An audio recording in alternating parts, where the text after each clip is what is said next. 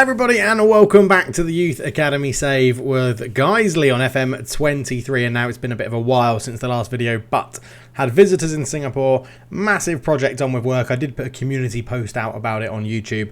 Thank you for everyone for understanding. And I've also recently twinged my back, which means I'm having to use my stand-up desk, and my green screen isn't tall enough to go with that, so hopefully it won't be too much of an issue. But no face cam in this one, that's the point I'm getting at. But it is Youth Intake Day, so let's dive into the game and see what these new players are about. Hello everyone, welcome back to FM23 with the Youth Academy Guiseley save. And yes, it is Youth Intake Day, but before we jump into that, we're going to have a look at the championship table, because we're in an okay position, 17 points ahead of relegation threatened Peterborough, Hull and Burnley, and then well behind them is Charlton. So interestingly, Hull and Burnley could be going down to League One, which would be quite interesting. But Guiseley up here, 17th position, 48 points from 38 games. We are well within that ratio we need to. Technically, 2 more points is the magical 50, and we are going to be safe in this division. Another year in the championship, which is lovely. And what we're doing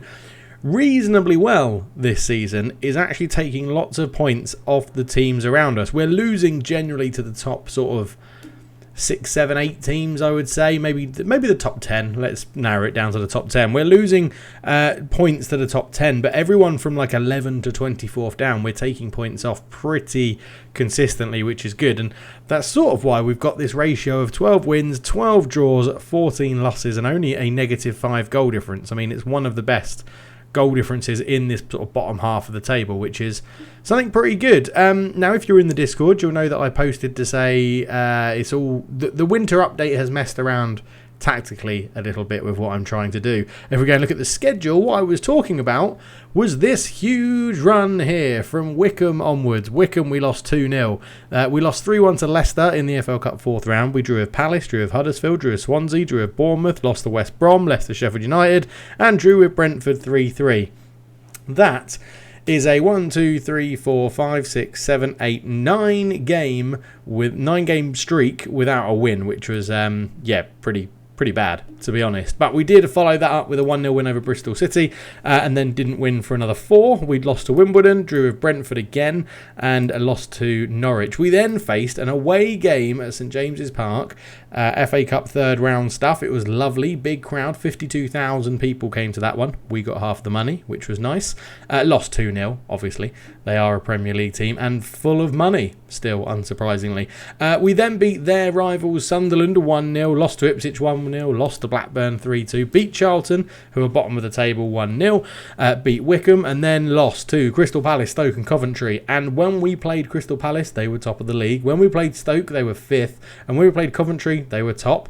Drew with Burnley 1-1, beat Luton Town 2-0, beat Huddersfield 2-1, drew with Swansea, beat Bournemouth, and I've just got absolutely annihilated by West Brom, where a 91st minute goal from Amir Klassi made it look a little bit better than probably what it should have been. But we have been, as you can see, sort of tweaking the system, again, depending on who we're playing and learning what the winter patch does, and we've sort of turned the corner from terrible results. So I think later on, potentially there'll be a tactics episode, because today will be taken up by looking at the new group of youth intake players. But the season overall, it does look like we're going to be safe, although it's not confirmed yet, which gets us another sort of 5 million into the bank. And then at the end of this season, we've got one more season to wait, and we get our new stadium, which is absolutely massive, because, well, it's not massive in terms of stadium, it's massive in terms of us for money coming through the door, and that will really help. And I don't think it's going to be too long until that's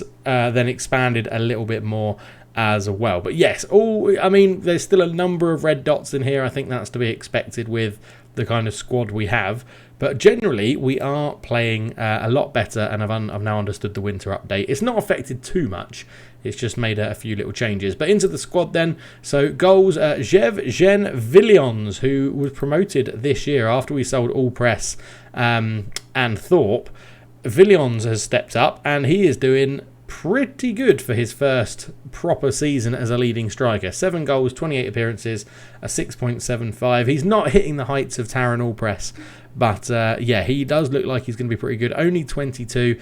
he sort of lacks pace, but he has good acceleration, good finishing, good anticipation, and he's tall, so he can anticipate balls into the box, basically. He is, weirdly, I was going to say a poacher. He is basically a fox in the box. He's very, very good at just finishing off chances, which is good. He's just coming back from an injury, to be fair. He's not playing at the moment. Behind him, Amir Klassi, who's been sort of playing on the left wing, the right wing, and up front, is in and amongst the goals, sort of. 8 goals, 3 assists in 34. A 6.54 isn't incredible from him, but he is only 21. He's still got room to grow. He's still got potential to fulfill. So that'll be interesting to see how he does. He's our more sort of pacey and get on the end of chances over the top. So we do mix and match again. 6'5", so we've got a lot of height up front if we need it, when we need to change. And then after that, it's 6 for Stitt, 6 from Will Jones from corners, 5 for Magnussen, he's done all right, 3 for Supreme Dave, 3 for Cox, 3 for Marquez, and then we go into the 2s and below. Assist-wise, it is Graham Cox, unsurprisingly, that is causing all of our assists. Not only is he our free kick and corner sort of specialist, taking all those set pieces, but he is sitting behind the striker and like basically holds that fort in between the wingers and behind the striker, and is just pretty much everything goes through him, and it is working really well. He is the player I am worried about in the summer. I do think a club may come in for him, may have a little sniff, and the minimum fee release clause of 2.5 million, if it's someone from the Premier League, that is what we're going to try and hold out for and see if we can get that. So hopefully that does put a few people off as well. And you can see after his assist, it does sort of fall off a cliff. So without Graham Cox and without Villions, we are in a little bit of trouble. But we'll deal with that if, you know, one of them gets a huge major injury, which hopefully doesn't happen. But yeah, it's still the same 4-2-3-1. We push these guys up if we need to. Richards is a youth player. We had to call in for the game against West Brom because of fitness. But yeah, generally it's still working all right. I mean, a quick look at the tactics. We play a higher defensive line. Sometimes we push it all the way up because what we want to do is try and force them into playing long balls forward, because our defenders are so tall and so good in the air compared to the rest of the league. When you look at the comparison stats, we have some of the best jumping and some of the best heading in the division for defenders, and up front we have some of the best finishing and some of the best pace, so or best acceleration, sorry, in terms of strikers. So our tactic is basically get the ball into our defence and try and get forward as quickly as possible, playing, well, we've turned it down for this one, but a relatively high tempo, sometimes hitting hurley crosses and passing to space if the team we're playing is much better than us. But if we're playing a team that's pretty similar, we take these off, we play at a slightly higher tempo with slightly shorter passing, we drop it down to fairly narrow, we put counter press back on, because again, what we have is one of the hardest working teams in the league as well in terms of natural fitness, so we don't get as many injuries, and work rate and stamina. So it does make sense what we're doing, and then we go higher, we step up, and we get stuck in, because that's what we do, and we trigger press off, and we basically play a very low level of football gegenpress. And I know that's always been a way in Football Manager of recent times, but that is what we do. But this is me just spitballing, isn't it? It's me stalling and getting into this. So you can see there we've got an unread piece of mail. So generally what I do is, if I've got quite a lot of mail, I'll come in and I'll go like up by one, up by one, up by one, up by one, and then as soon as I see it's the youth intake, I generally come off it. And then if I start the video, if I save the game, come out of it, come back knowing that it's time to do a video, it automatically goes to your next unread mail. But this one, I've just started the video from already playing the game. So let's dive in and have a look at our new intake of youth players. And he's done it again. He's done it again. This guy, Jensen Weir, our head of youth development. Yeah, he's not got amazing stats, but his perfectionist personality is bringing through some absolutely elite talents. Like, another season where we've got to scroll before we even get to the top talents. That is amazing. So 4 good, one Italian, which I'm quite excited about. 4 good, 4 top, and then 1, 2, 3, 4, 5, 6, 7, 8 elite talents is absolutely incredible. It's a wonderfully talented group of players led by Josh Wallace. We could have the makings of potentially golden generation. So looking forward to diving into that. We'll leave Josh Wallace till last, already 2.5 star, which is wonderful. Another right winger though. Do love bringing through the wingers. Right, good talents then. Attacking midfield, right, Mustafa Obaji from Ireland. 1-star current ability, 3-star potential. A fair bit of pace, decent crossing, decent passing. Yeah, this is one of those players that looks 1-star, 3-star. Could be pretty useful. Could be pretty useful. Yes, so the other thing to talk about is that in the comments there was this thing of Jensen Weir's attributes for ability and potential aren't the best. I know they're not. So what we do, these are his ratings, and then when we come in to look at the player, up here in the right hand side is my assistant manager's rating, who has a slightly better understanding of ability and potential ability. So yeah, so Obaji, not dreadful. Not dreadful. Highly determined, good bit of pace, good agility, good natural fitness. Yeah, not bad. Could potentially get a contract, although he's only a good talent. Louis Vaughan on the right-hand side. Midfield right, 1/2 star and 2.5 star potential. Again, a lot of pace. Crossing's not too bad. Passing needs to improve. Got a bit of flair. He could be pretty useful as well. I don't think he... With the 2.5 star potential, I mean, that's potential to really not, like, useful for the senior team. You don't really want anyone that's just useful. You want someone that's a good standard. But, okay, Louis Vaughan. The Italian then, Francesco Della Donne, which is an amazing name. Attacking midfield left or in behind the striker. Pace 12, acceleration 11, determination, flair, technique, all looking good. He is sort of bow-footed. With a very strong left foot as a left winger, I'd want that crossing to be better, so maybe we work on that. This guy might get a contract purely because he's Italian. That might be the only reason he gets a contract. Keep those nationalities coming through and see what we do. Knocks ball past the opponent. He's obviously trusting his pace as the options get him through. Flair and pace, I guess that makes sense for knocking the ball past your opponent. But yeah, not amazing, but he's Italian, so potentially will get a contract. And then attacking midfielder striker Tony Smith, a 1/2 star, 3-star potential. Dribbling is really good. Natural fitness, aggression, work rate. They're all the upper echelon of attributes. And then we've got free kick taking, flair, teamwork, vision's not too bad, jumping reach. He's 6 foot. Yeah, not dreadful. Not dreadful. Probably won't get a contract. We're quite stacked with players in that position at a young age anyway. Right, top talents then.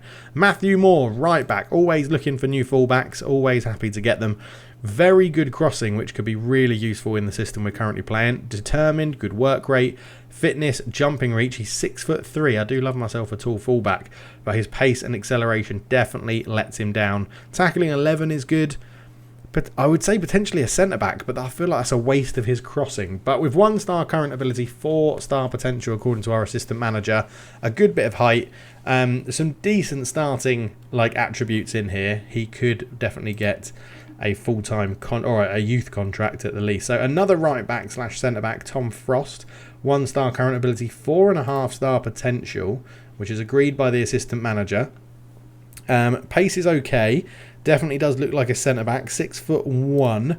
So tackling 12, positioning 11, teamwork 14, leadership 13, determination 13, fitness, jumping reach and agility all looking good as well. Needs to work on his heading and his strength. That should come up naturally with age anyway. Yeah, I feel like there's a centre-back in there. Not too convinced there's a right-back. I think acceleration's a bit low, crossing's a bit low. But yeah, potentially centre-back. We need to get that concentration just to be above 10. But yeah, Tom Frost, I'm not too annoyed by that one. Centre-back, no-nonsense centre-back, Matthew McLaughlin from Northern Ireland. 1.5-star current ability, 4-star potential. Good tackling, good positioning, good aggression, good bravery, good jumping reach, 6'2" as well. Concentration needs to go up, heading, marking all needs to improve. Strength definitely needs to improve. Again, there is potential, there's the basis there of a decent player. Pace 9, acceleration 10 will get him out of certain situations. I'm feeling positive, and the fact I feel like I'm speaking very positively about all these players, and we haven't got to the elite talents yet. So I'm interested. Sam Weeks, central midfielder, central holding midfielder, 1-star current, 4-star potential. Okay, there's a lot of yellow to get excited about straight away, but aggression 16, bravery, concentration, decisions, determination. Work rate, natural fitness and balance all looking pretty good. Yeah, if we can get his tackling up, there's a ball-winning midfielder in there, I think. I do think there is a ball-winning midfielder. Pace isn't the best. Yeah, maybe not then. Maybe we're looking more... What's his part? Passing 10. We can actually train him up in the playmaker role, which would probably make a bit more sense. Short, simple passes. Likes to get on the ball. He sticks out a bit like a playmaker. He's got most of the things there. Central midfielder on defend. Let's go deep line playmaker on support. What else do we need to work on then? Off the ball, teamwork, vision, and composure. Okay. Yeah, again, not bad from Sam Weeks. And then we're already into the elite talents here. So we'll start with Akin Graham, a wing-back left. So probably likely be trained into left-back. But 1.5 star current ability, 4.5 star potential, dives into tackles. It's a long time since we've focused on that. Natural fitness 12, balance 15, acceleration 13, aggression 14, teamwork 16. Tackling 10 is good. Crossing needs to be better. Pace needs to be better. You're going to need stamina if you're getting up and down the wings. Concentration needs to go up. Again, it's okay. I sort of feel like some of the top talents we've looked at have actually had better attributes in total. He's a long way off, I would say. He's a long way off Stuart Faulkner, our starting left back. But yeah, potential. There's definitely potential there to make him into a half-decent left-back that can serve the club at some point. Right, Chaz Belt, which is an amazing name. Midfield left, attacking midfield left, midfield right. Chaz Belt. Okay, pace 11, acceleration 15, agility 14, natural fitness 15. Crossing 9, dribbling 10. Off the ball 11, technique 8. It's okay. He's looking okay. I don't think there's anything stand out there massively, but as again, left-footed winger, we need to get those attributes up that make him a winger, right? Crossing, dribbling, a bit of passing, they all need to come up. So at 16, there is an option there. Not too endeared by Chaz Belt. Right, Jay Leach, another wing-back left. This guy can play all up the left. So Jay Leach, Welsh, 1.5 star current ability, 4.5 star potential. We have stamina, pace, and acceleration all above 12 or above, which is awesome. Work rate 15, technique 13, flair 12, determination 14, and he's slightly aggressive, which is good in the tackle. Again, crossing and dribbling is a little bit low, but this is more like it in terms of a base player that we want to work on. I think there's something we can do with Jay Leach. 6'1" as well, which is awesome. Fairly professional, so he should have a good personality there. Yeah, Jay Leach is probably the best we've looked at in the elite talents so far. Right, 1.5 star current ability, 5 star potential, midfield centre Alex Smoothwaite, and he's very determined. That's what jumps out at me there. Determination 16, flair 13, teamwork 12, vision 12, technique 13, passing 10, first touch 11, balance 13, anticipation and composure not too bad as well. Decisions at 10 is decent for a central midfielder. He does sort of have playmaker screaming about him. 15 years old, so he's going to get an extra sort of year of development as well compared to everyone else. I like the look of Alex Smurthwaite. I do. I think he could really become something very useful. Dictates tempo, which we've had this discussion in the comments, and I've seen it in there. Something I'm not too... I don't think is very good when you're a weaker team in the league. I don't think dictates tempo is good for a weaker team in a strong league, which is what we are, because it can really mess things up. That's how I see it. I think it's a player trait that when you're a really good player in a good team in a good league, I think it really helps. But at this sort of level, where Guiseley are, I'm not sure. Right, we have Brian Dyson, attacking midfield right, 1 star, 5 star potential. You could say, is he going to hoover up all the pace? I had to say it. He's got really good acceleration, 14, pace 11, fitness 12, agility 10, aggression 15, determination 12, flair 14. So very skillful on the ball, but crossing, dribbling, first touch, passing all really need to improve, as does off the ball for his runs. But fairly strong left, very strong right. That is something I like to see. Two-footedness in FM this year seems to be pretty good, and we'll work on his personality of fickle and try and improve that as well. But yeah, Brian Dyson could just be an out-and-out pace merchant, try and just knock the ball around people, get into dangerous positions. Don't mind that. John Montgomery, attacking midfield left, and midfield centre.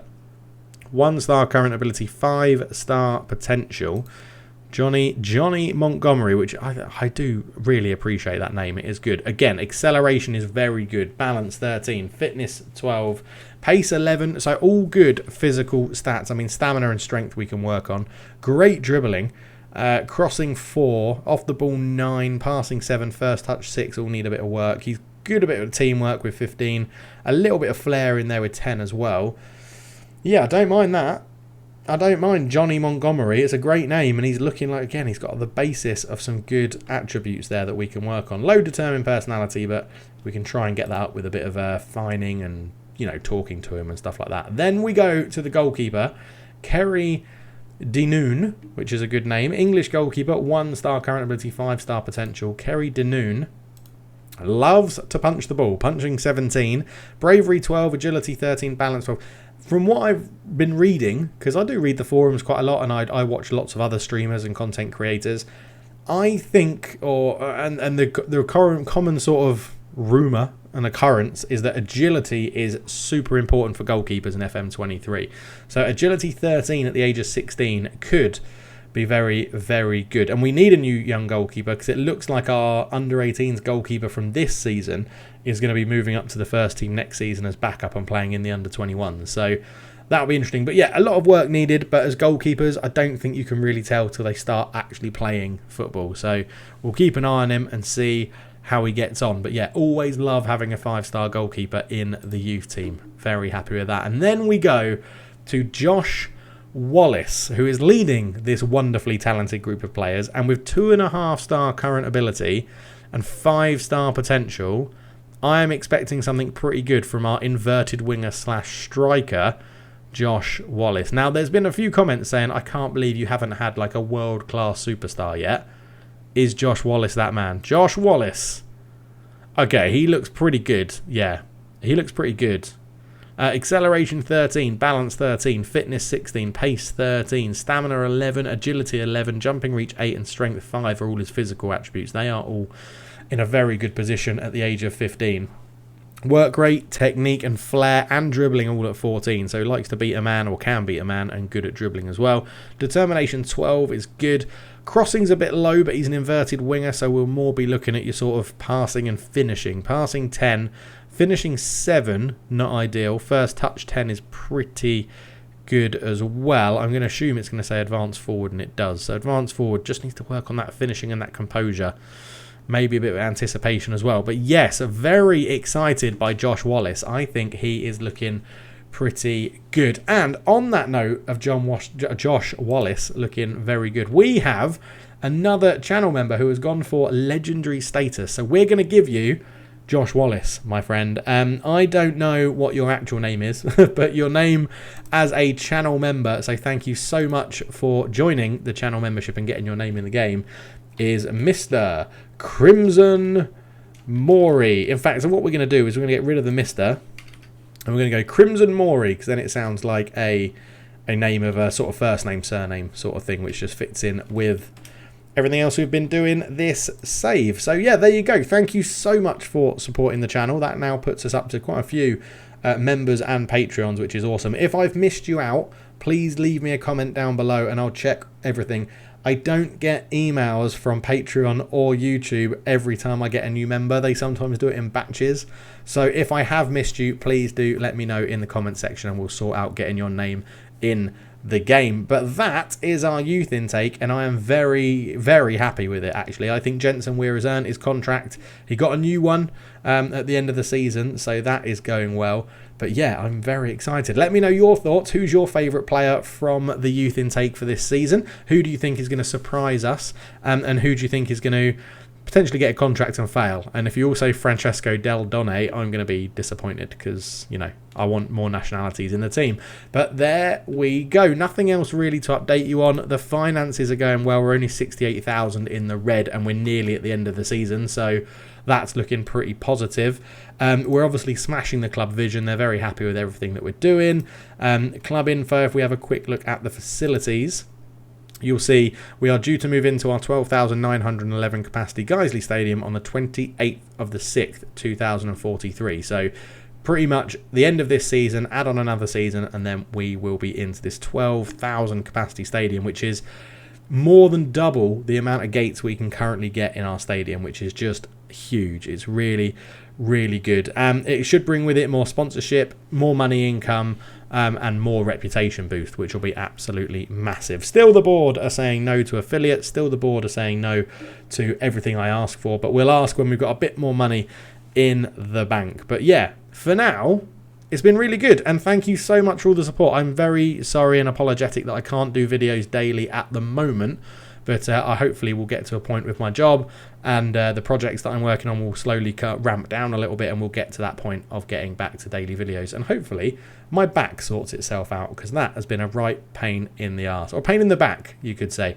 It's been very irritating. But yes, we'll leave it there. Thank you so much for watching. We'll be back for the last game of the season, which will be against AFC Wimbledon at home at Nethermoor. And then we'll see out season 19 and get into season 20, where we'll be at the point at the end of season 20. Fittingly, with our new stadium, we'll go back and do a little 10-year review like we did last time. So if you're enjoying the series, please do leave a like, subscribe if you're new. If you want your name in the game, just become a channel member or a Patreon. All the links are in the description below, and I will catch you in the next one. Thank you so much for the support. It is heartwarming to see the comments and see how much people interact with this save. It's just brilliant, and we've just clocked over 8,000 subs, which is brilliant. And I never thought I'd be able to do this, especially when I moved to Singapore. I thought I might have to pack it all in, but a lot of support there kept me going, and it is really good. And I mean that. I do really mean it. So thank you so much. But for now, I'll stop rambling on, and I'll catch you in the next one.